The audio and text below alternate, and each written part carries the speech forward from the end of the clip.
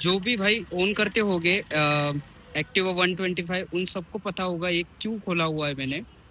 जिसके कारण ये जो पूरी हेडलाइट असेंबली है ना, रोड पे होने के बाद बहुत नॉइस करता है, बहुत जगहों से इसका नॉइस आता है।